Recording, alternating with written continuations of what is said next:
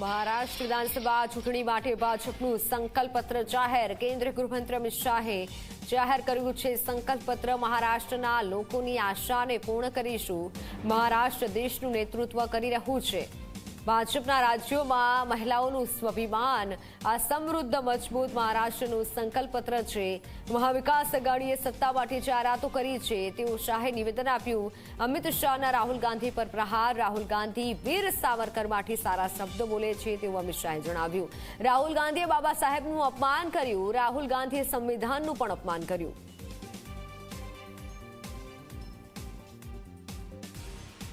मैं आज इस मंच से उद्धव ठाकरे जी को पूछना चाहता हूं, क्या वो कांग्रेस के नेता राहुल गांधी को इतनी विनती कर सकते हैं कि वीर सावरकर के लिए दो अच्छे शब्द बोल दे? क्या कांग्रेस का कोई नेता सम्माननीय बाला साहब ठाकरे के सम्मान में दो वाक्य अच्छे बोल सकता है क्या? ये अंतर विरोध के बीच में अघाड़ी की सरकार बनाने का स्वप्न लेकर जो लोग निकले हैं उनको महाराष्ट्र की जनता जान ले, ये बहुत जरूरी है। भारतीय जनता पार्टी जब संकल्प लेकर आती है, संकल्प पत्र लेकर आती है, हमारे संकल्प पत्थर पर की लकीर होती और पूरे देश ने देखा है, चाहे राज्य हो केंद्र हो, भारतीय जनता पार्टी की सरकार, एनडीए की सरकार, महायुति की सरकार जब जब बनी, हमारे संकल्पों को सिद्धि में परिवर्तित करने का काम हमने प्रयास पूर्वक किया।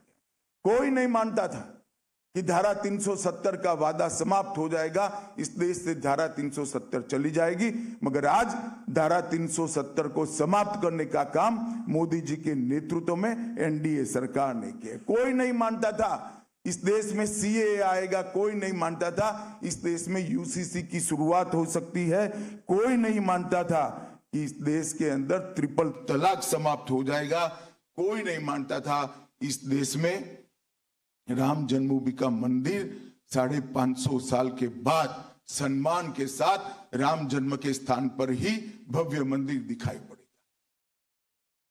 इंतहा तो तब होती है कि जिस संविधान की प्रति को लेकर राहुल जी संसद में संसद सदस्य की शपथ लिए, जिस संविधान को लहराकर बाबा साहब आंबेडकर के संकल्पों की याद दिलाई, जब किसी प्रेस के मित्र ने वो संविधान की प्रति को खोल कर देखा तो पूरा कोरा था, एक अक्षर भी नहीं लिखा।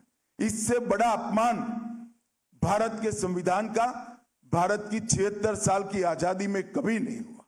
न केवल ये भारत के संविधान की अपमान है, भारत की संविधान सभा और बाबा साहेब आंबेडकर का भी अपमान करने का काम एक कांग्रेस पार्टी ने किया है। और अभी अभी मैंने अखबारों में देखा, दस्तावेज भी देखा है, उलेमाओं की कॉन्फ्रेंस ने, उलेमाओं की एक संस्था ने मांग की कि माइनॉरिटी को आरक्षण दिया जाए और कांग्रेस के अध्यक्ष नाना पटोले जी ने इस मांग को स्वीकार करने का पत्र एक्नॉलेजमेंट एक दिया है। मैं महाराष्ट्र की जनता को पूछना चाहता हूं, क्या कांग्रेस पार्टी के ये मंसूबे के साथ आप सहमत हैं क्या? एसटी, एससी, ओबीसी, दलितों का, आदिवासियों का और पिछड़ों का आरक्षण लेकर मुस्लिमों को देने के पक्ष में महाराष्ट्र की जनता है क्या?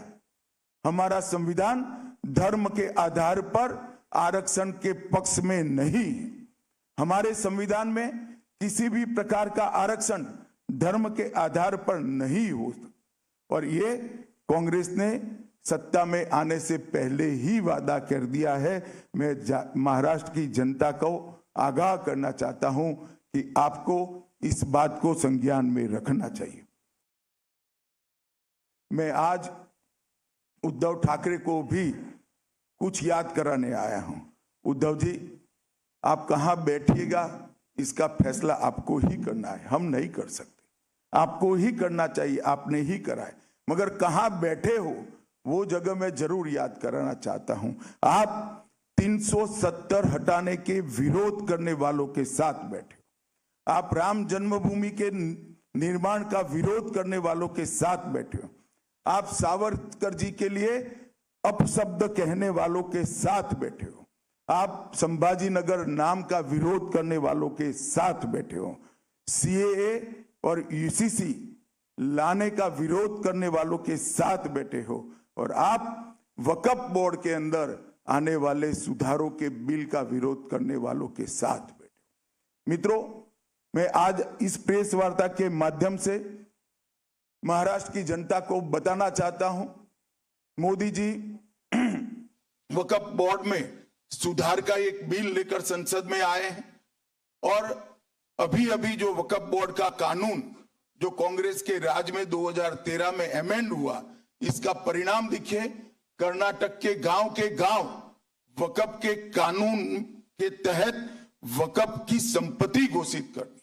किसानों की भूमि, लोगों के घर, यहां तक कि मंदिर भी वक्फ की संपत्ति घोषित कर दिए गए, और उस कानून को उचित बदलाव के लिए जब हम लेकर आए हैं तो उसका भी ये अगाड़ी